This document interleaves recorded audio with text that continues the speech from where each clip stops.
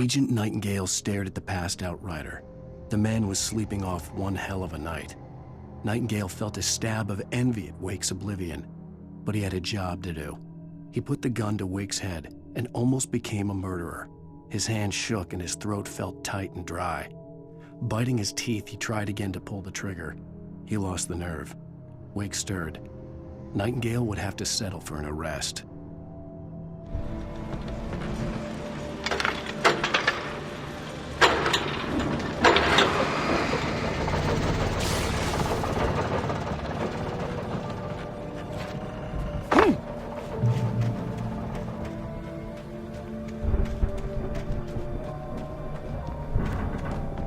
I could sense the movement in the woods ahead. Facing the enemy without a weapon was dangerous, but I had no choice.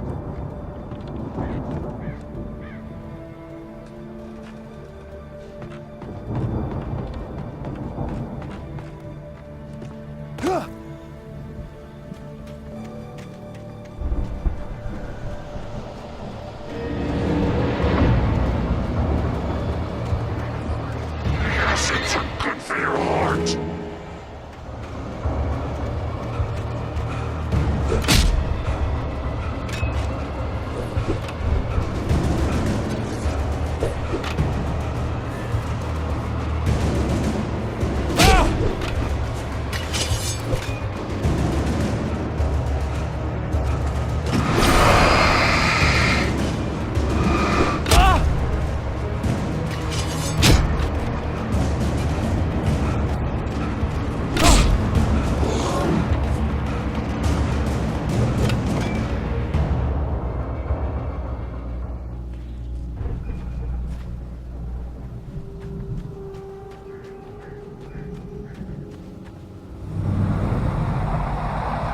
A car was driving away from the farm, headed in the same general direction as I was.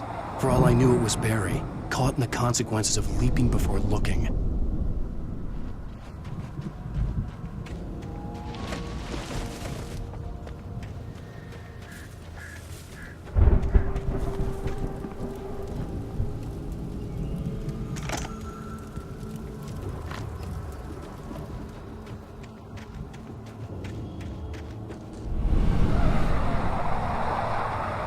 The car was heading for the cabin up ahead. It wasn't far. If it was Barry, I would see the damage soon.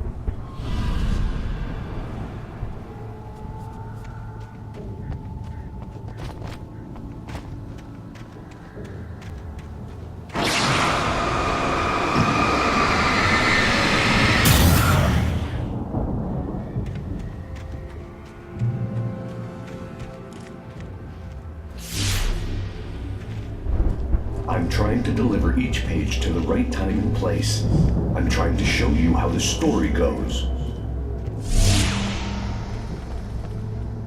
I had seen glimpses of the light. The dark presence followed the choreography laid out to it in the manuscript, growing stronger and stronger, moving like a storm from one scene of destruction to the next.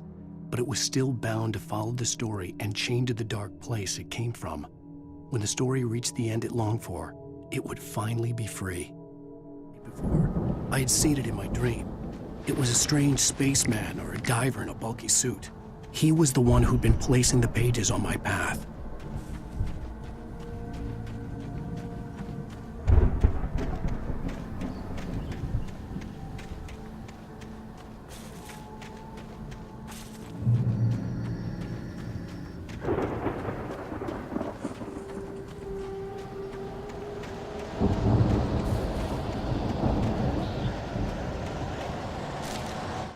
The storm raged on as the Anderson brothers walked unsteadily away from the clinic with the other patients in tow, knowing that this time they wouldn't return. The darkness around them seethed with horrors, but Tor and Odin were unafraid. Their eyes glinted with guile. They knew every secret path, and there was blood on their hands. They had fought these shades before.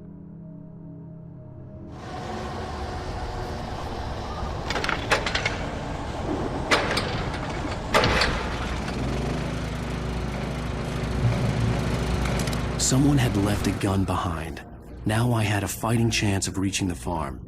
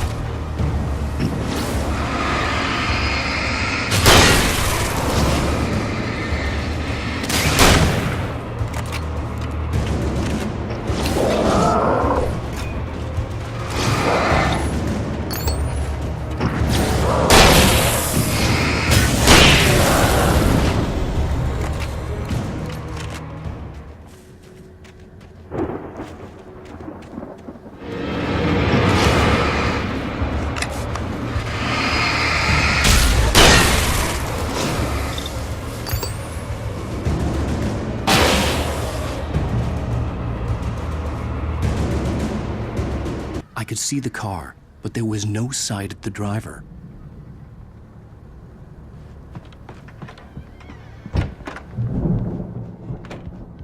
Hello? Anybody here?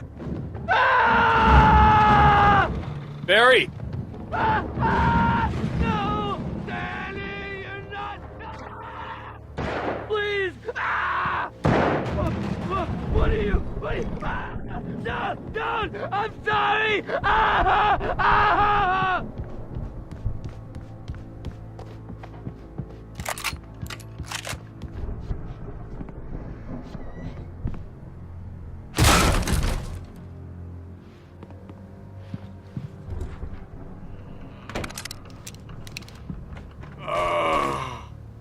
I know you.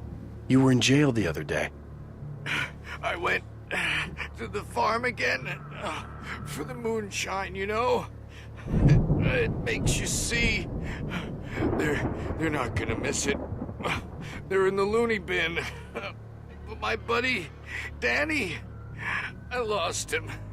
Something's gone wrong with him. It's not him. Like a real bad follow-up to a real good movie. The best friend's suddenly the bad guy. Who wrote this crap anyway?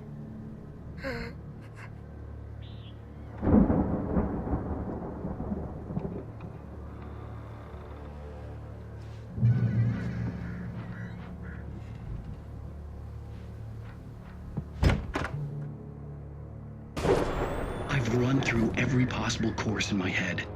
If I continue like the Dark Presence wants me to, the story I'm writing won't save Alice. It's a horror story, and it's going to kill her, and me, and everybody in this town. No one will survive. Darkness will consume everything. This is what it's wanted all along. It will be free, unstoppable. It used Alice to get to me, dangled her in front of me to keep me going. It was never going to release her. I'm going to change this. I'll escape. I've written myself into the story. I'm now the protagonist. This feels like a terrible risk, but it's the only way to save Alice. I'll be bound by the events of the story just as much as anyone else who's been woven into it. The story must stay true for this to work. There have to be victims along the way, near escapes, cliffhangers. In a horror story, it can't be certain that the hero will succeed or even survive. He almost has to die. I'll write my own escape into the story.